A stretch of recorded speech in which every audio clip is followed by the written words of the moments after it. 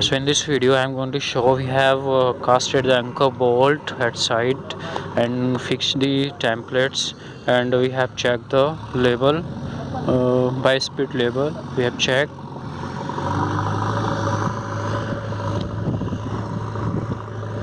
It's a grade C8, grade number C8.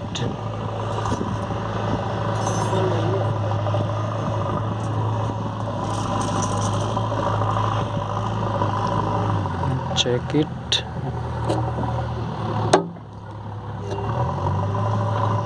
Now we have got the label. After fix the plate templates here.